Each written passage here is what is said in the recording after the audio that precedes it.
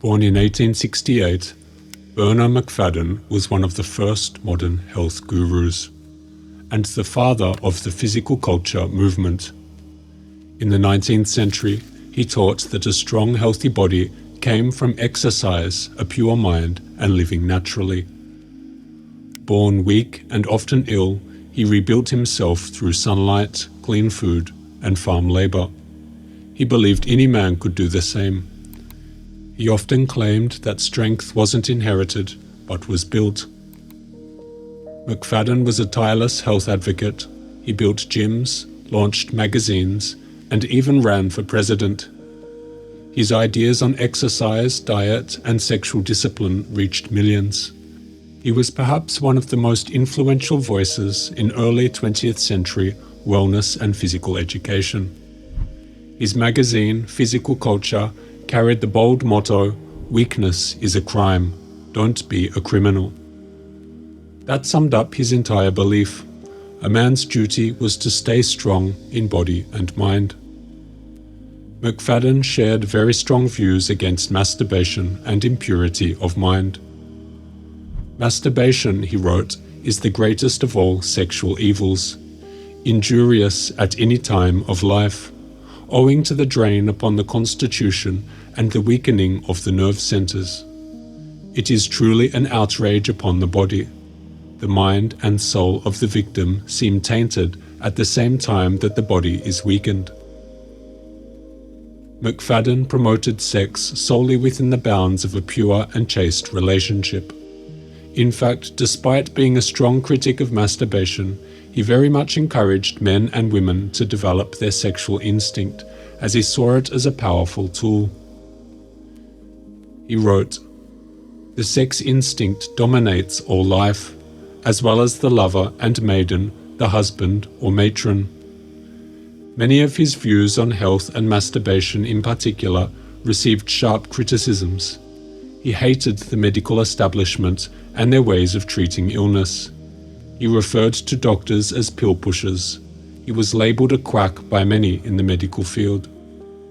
After nearly dying from childhood vaccinations, he came to see that most illnesses were man-made, the product of bad habits and blind faith in medicine.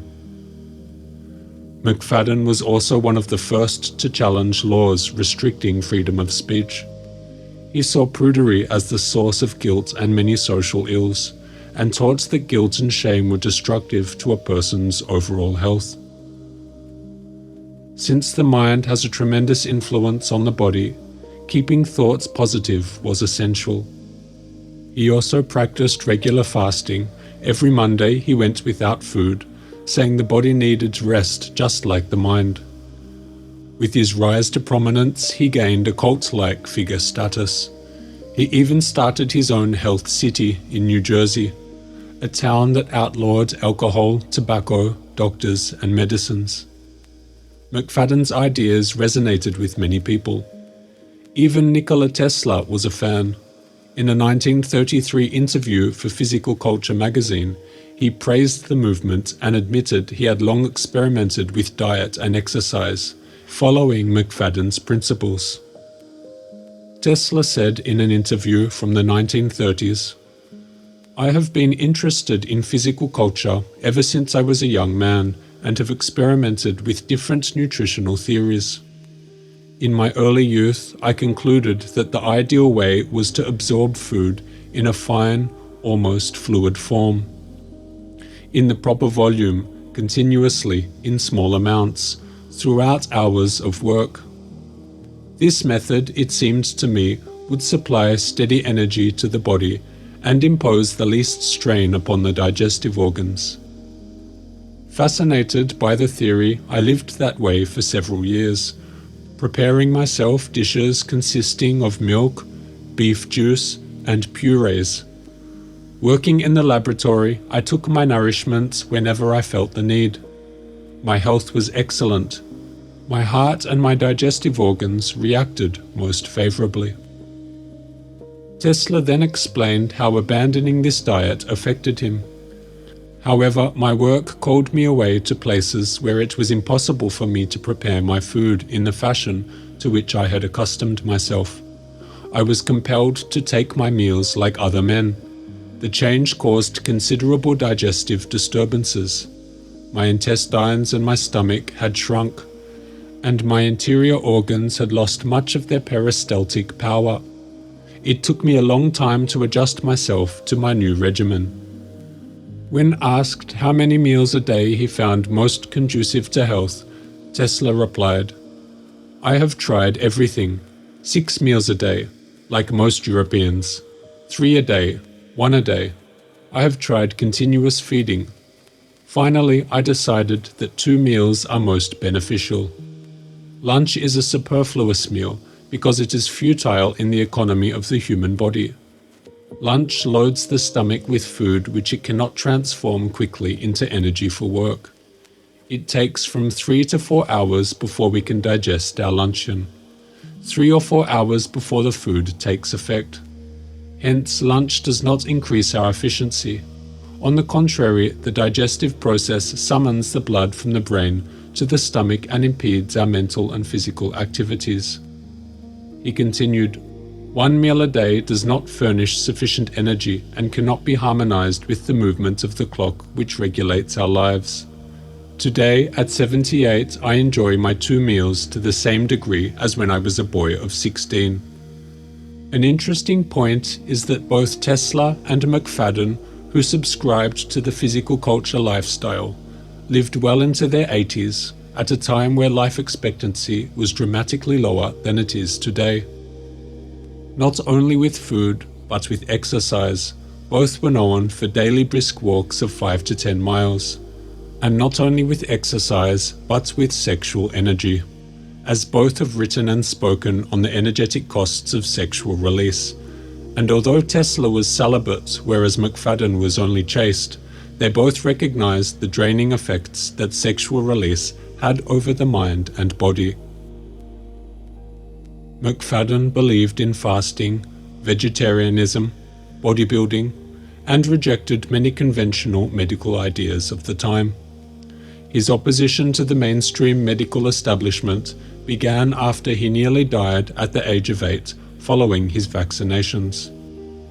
Despite his later athletic physique, he was born a frail and sickly child. He once overheard a relative say he would probably die young, like his mother. He later said this experience gave him the determination to pursue health and fitness. As an adult, he became strong and powerful, often modeling his own physique in his health publications. He emphasized the importance of building strength and maintaining health, frequently including fitness models in minimal clothing to show ideal proportions. Combined with his own views on sexuality, this approach drew heavy condemnation from more conservative critics, as it was considered quite radical for the time. Some called his magazines lewd and smutty.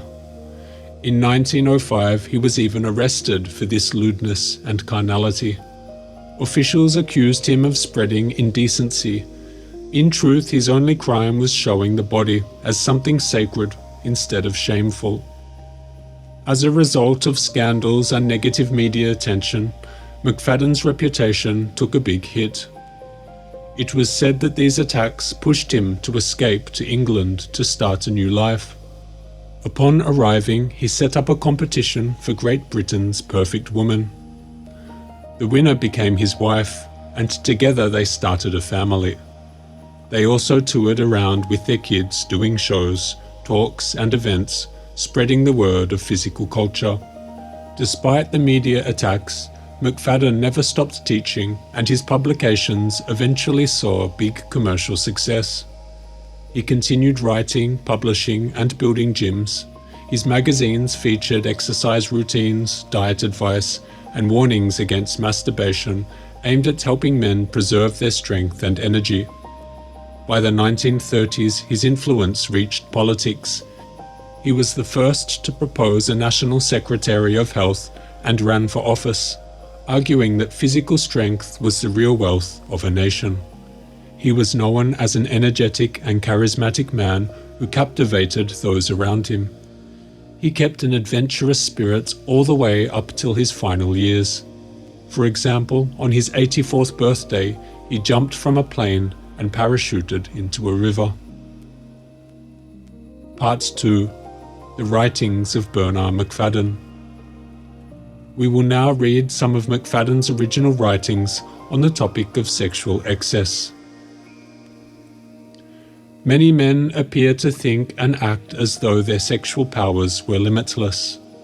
Week after week, month after month, and often year after year, they indulge in this way to the extreme limit. The ultimate result is always serious. The body is like a chain which is as strong as its weakest link, and when excess of this character becomes continuous, the general vigor is gradually undermined.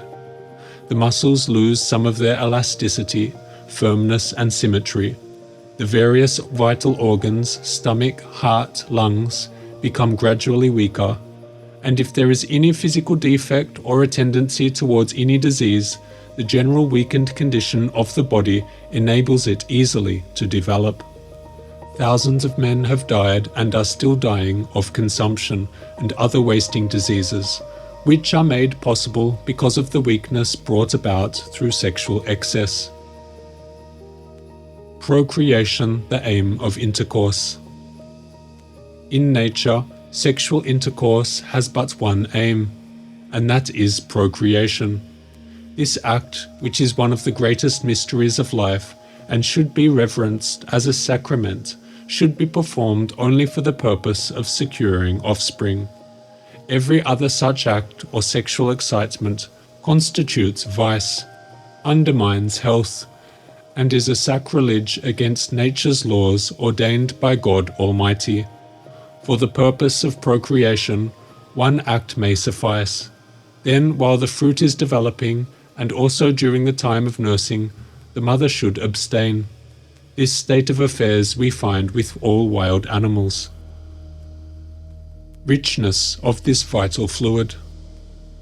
Excess in this way seems to destroy the energies, takes away the ambition. Some physiologists claim that 1 drop of the semen is equal to 60 drops of blood. Although it would unquestionably be difficult to determine accurately the relative value of this vital fluid compared to the blood, no one will question its richness in vital elements. It contains the very essence of a man. For is it not bone of his bone, flesh of his flesh? The especial fact to be deplored in connection with this character of intemperance is that many do not appear to be aware of its deleterious effects. They begin to decline when addicted to excess, and blame it on a cold accidentally acquired, or to other senseless causes which in no way assisted in bringing about their condition. Marry a real woman, not a wreck. While writing along this line, it would be well to mention the enormous importance of marrying a girl who has sufficient stamina to be normal in this way. Many women, because of their weakened and general abnormal condition, are void of all instinct, so important in protecting themselves and their husbands from these excesses.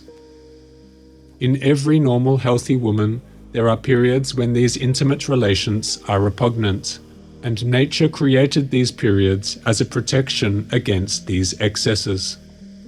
Though deplorable, it is nevertheless a fact that because of the unnatural conditions, corsets, long skirts, etc., which contaminate and deteriorate the bodies of growing girls, but few of them grow into normal womanhood, possessors of the superfine instinct so necessary for their own and their life partners' protection against such serious excess. Excess defined. When this subject is broached, many men will ask, what is excess? How often can such indulgence be allowed and still keep within the bounds of temperance? No rule can be made for everyone. Each man must find out for himself, for what would be termed excessive in one case might be considered temperate in another. Many married people will give themselves up to the embrace daily, often more than once, and that for years. But not only its frequency, but the manner in which it is performed are so unnatural and studiously licentious that the most desperate cases of paralysis and epilepsy are frequently the direct and immediate result. Locomotor ataxia and palsy, too, often follow in its wake. Healthy women can always tell. Woman is the final umpire as to its frequency. Following her lead will usually conduct all to matrimonial harmony, ignoring it to discord. Only a healthy one, however, will decide right. A husband who tenderly loves a delicate wife will find no difficulty in being continent, because he loves her too well to subject her to what would be injurious. Attempts have been made by legislators and divines to fix definitely a limit to the conjugal approaches which should be binding upon all, but this is evidently impracticable. Generally speaking, the hygienic rule is that after the act, the person should feel well and strong. The sleep should be sound, and the mind clear. Whenever this is not the case, when the limbs feel languid, the appetite feeble or capricious, the headaches, the intellect dull, and the faculties sluggish, then there certainly is excess, and the act should be indulged in more rarely. Those who strictly observe these rules will need no others, and will incur no danger from overindulgence. Instinct or your feeling can judge. The best guide when desirous of knowing if you indulge to excess is your own feelings. When living under marital conditions and you seem to be lacking in energy, when your strength seems to be lessening, when that tired feeling becomes chronic, if you are taking precautions to follow the rules that demand regular exercise, nourishing, wholesome diet, proper bathing, and a copious supply of pure air at all times, you can at once conclude that sexual excess has something to do with your weakness. Of course, the remedy under these circumstances is, first, temperance, preferably entire abstinence in all sexual relations. Many writers of the present time are undoubtedly doing much harm by belittling the effects of self-abuse. They have so much to say about the exaggerations of the early writers that the reader is likely to get the impression that the habit is not so injurious after all, and therefore does not try to break it. I quite agree that the alarmist view is not usually desirable, because it sets up a train of worry in the mind of the young man or woman, which only aggravates the trouble and makes the struggle against it harder. But at the same time, it is foolish to give the impression that the practice is of little importance, or to say that nearly everyone has been addicted to it and that most of them have survived with good health and functions unimpaired. The fact is that masturbation is always detrimental, even in the most moderate degree, and when carried far is extremely destructive. If not commenced until after mature years have been arrived at, the results will be less serious. Unfortunately, however, it is practiced, in nearly all cases, before the age of 18 years, more often from 14 to 16, and sometimes it is kept up from the age of 12 or 14 until marriage. Occasionally, even after that. It is really true that when practiced extensively in the early years of youth, the results are often almost serious enough to justify the horrible pen pictures painted by the sensational and exaggerating writers of a generation ago. And even in adult life, it is sufficiently debilitating, robbing a man of his bodily energies, his mental strength, his spirit, and his ambition, besides weakening the sex function itself and inducing a condition of general unfitness for marriage. It is a serious matter, even in adult life. The great consideration to keep in mind is that the harm depends very largely upon the extent to which and the length of time during which the practice has been carried on. Fortunately, as I have said, many break the habit as soon as they learn its serious character. In other cases, it may have taken such a hold as to be very difficult to break, but by continually struggling against it, the frequency with which the practice is indulged in may be so reduced as to lessen the harm done. In many such cases, the habit is finally broken only after 2 or 3 years of fighting against it. It is well to remember also that some constitutions seem to be much stronger than others in this respect and can stand far more abuse, just as some men can tolerate more alcohol and tobacco without showing the immediate effects, even though these poisons are continually injuring them. There are some who claim that masturbation never did them any harm. The man who feels this way about it was probably gifted by nature with prodigious sexual strength. But I do not think this can ever be truthfully said. I cannot agree with those who hold that it is only the excess that is harmful.